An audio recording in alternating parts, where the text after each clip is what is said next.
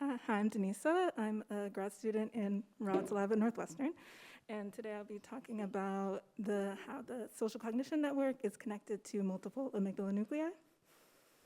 And so social cognition kind of generally refers to the many different skills and processes that we use to guide our behavior in social situations.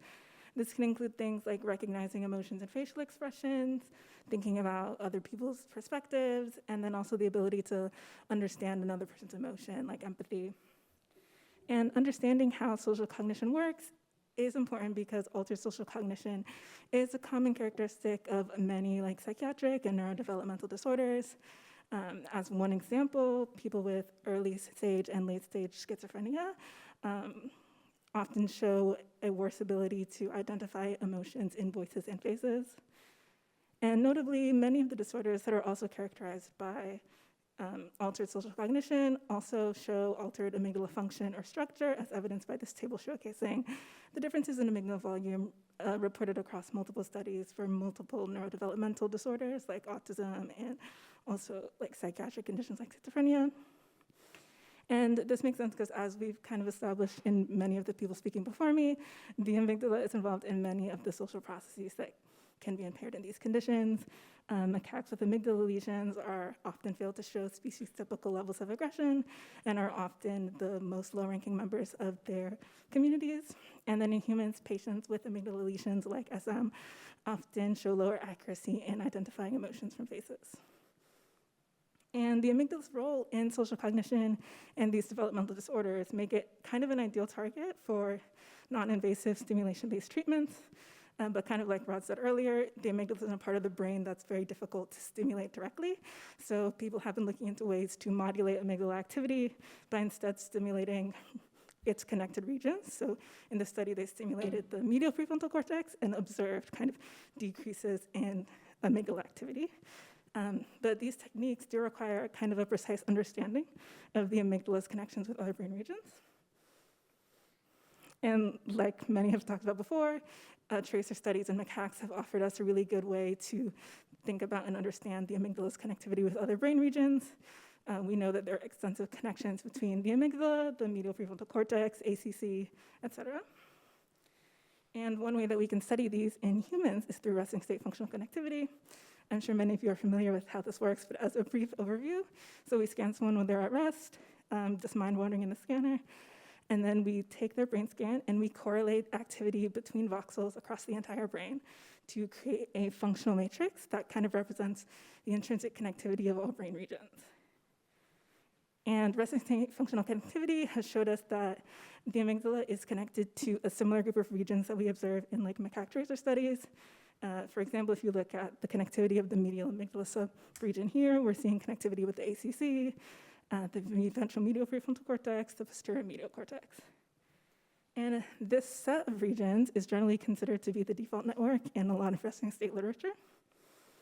And in line with the default network's connections with the amygdala, the default network is active during social cognition, which is illustrated here in the activity in blue, but it's also involved in other processes like autobiographical memory in red or episodic retrieval in green.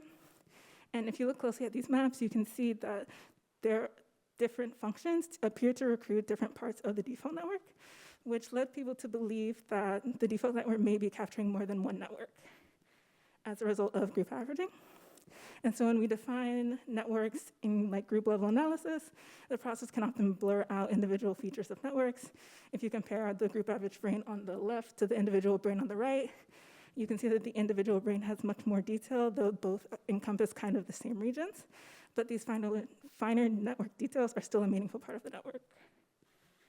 And so in past work from my lab, from Ron, we've been able to see that when you look at the default network in individuals, it breaks down into two separate but parallel networks that we've termed default network A and default network B. And when you compare those two networks with activity during social cognition tasks or episodic tasks, you can see that the default network A is primarily recruited by episodic memory activation, and default network B is largely recruited by theory of mind activation. However, we noted when we looked at these networks in individuals that neither really shows any connection to the anterior MDL, despite previously reported connections with the group average default network, and also considering like the default network's role in social cognition, which is similar to the amygdala's. And we figured that one possible reason for the absence of an amygdala region is that the medial temporal lobe is a really difficult region to image because it's prone to signal distortion and loss. And one way to potentially remedy the lack of signal is by moving to higher strength scanners, where we can have smaller voxels and higher resolution. This does kind of decrease overall signal strength across the brain because we're diffusing signal across more voxels, but it does increase the amount of signal that we can see in the anterior MTL. And so our main question became, when we look at DNA and DNB in an individual with high resolution data, will we be able to see additional regions, particularly of network B in the amygdala and the rest of the anterior MTL? And so to answer this question, we utilized the natural scenes dataset, which is a publicly available high resolution 7T dataset from Kendrick Hayes' lab. And it also has a really high amount of resting state data per subject. And then after a lot of quality control and pre-processing steps that I can't cover right now, we divided each subject's remaining runs into a discovery data set for exploratory analysis and 1 or 2 groups of left out data for replication and triplication purposes. And the first set of results we'll be showing today is from the discovery data set. So our first step was to kind of see if we could replicate this distinction between default network A and default network B in our data. And we used 2 ways to do this. The first is a seed-based method, which many of you may be familiar with, where you essentially place a seed in a region where you expect the network to be, and then examine the resulting pattern of connectivity. And we also used a data-driven parcellation method, and we found that we were able to successfully identify default network A and default network B using both of these methods. And you can start to see on the surface that in these subjects, if you look at the anterior MTL, we're already able to kind of see regions of default network B that we weren't seeing previously. But we can't really precisely determine where these regions are when we're looking at them on the surface. So our next step was to redefine both networks in the volume. But because it's really hard to kind of see the full network on a slice-based level, we projected these to the surface to compare with our existing networks to ensure we were looking at the same networks both on the surface and on the volume. And we were able to confirm that we were looking at the same networks across both methods. And so then we looked specifically at our, on the slice-based level in the volume at the medial temporal lobe, and we found regions of default network B in the amygdala, the entorhinal cortex, and the subiculum. And obviously here I'm going to be focusing on the regions we identified in the amygdala. So we decided to look at these on a coronal view, and we were able to find that we're actually seeing 2 separate amygdala regions that are connected to default network B. One of them seemed to be in the basolateral amygdala complex, and the other seemed to be in the medial nucleus. And to more definitively determine the locations of these regions, we used resurfer's amygdala parcellation to segment the amygdala subnuclei, and then we compared our segmentations to the amygdala regions. And across subjects, we found that our regions of default network B were largely in the lateral nucleus, basal nucleus, and accessory basal nucleus, which is what we consider to be the basolateral amygdala complex. And then we also saw that these regions were pretty distinct from any regions of default network A that were kind of in the region. And I feel like we kind of emphasized this in other talks, but this really makes sense because we know that the basolateral amygdala complex has really strong connections to regions of default network B. And we also can see that neurons in the subnuclei are involved in social cognition. This is an example of a recording from a basal neuron in a monkey that's passively viewing other monkeys' faces. And you can see that the same neuron for the first 2 monkeys only responds to kind of the lip smack expression, whereas the same neuron with the last 2 monkeys in C and D only respond to the threatening face. And so our resurfer parcellation wasn't able to identify the medial amygdala super well, so we had Johan from the Solana lab at Northwestern hand draw us a parcellation. And once again, we compared this parcellation to the potential medial amygdala regions that we were seeing. And across all 6 of our subjects, we were able to see that these regions overlapped with the medial amygdala and were also, once again, distinct from default network A. And then we thought this was really cool because the medial amygdala is kind of known in the rodent literature to be very important for social behaviors. The medial amygdala is kind of more of an output structure in the amygdala, and it kind of projects directly to regions that control behavior. And so inhibiting or activating medial amygdala neurons produces a wide range of changes in social behavior, like aggression, preference for social novelty, and avoiding or approaching threat.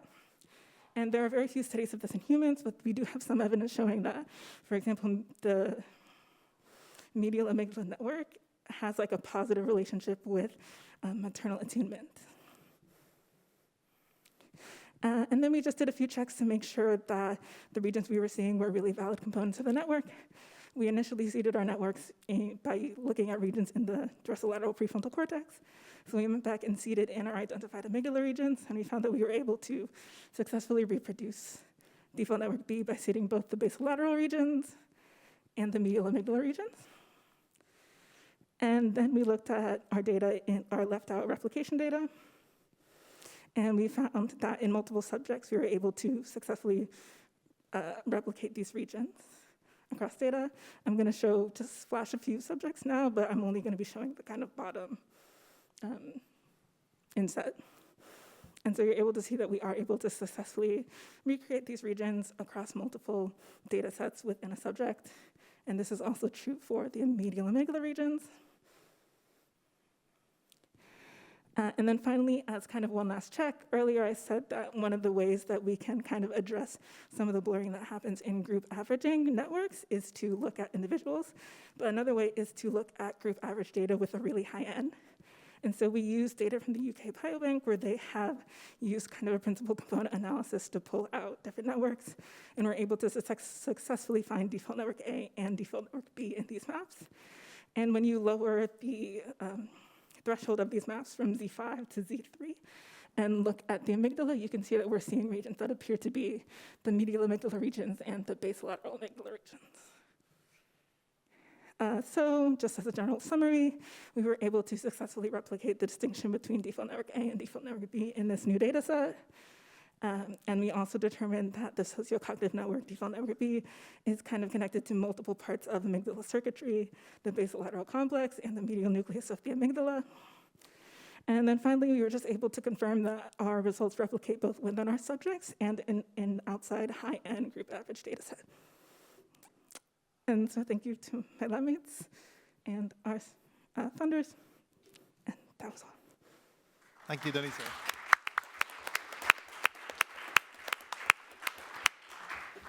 Do we have any questions for Donnisa?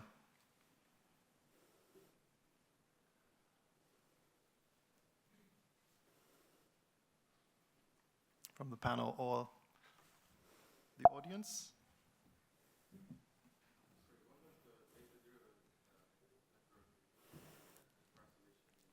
We used MSHBM. I'm forgetting the full acronym right now. Multi-session hierarchical Bayesian modeling. Yes. Yeah.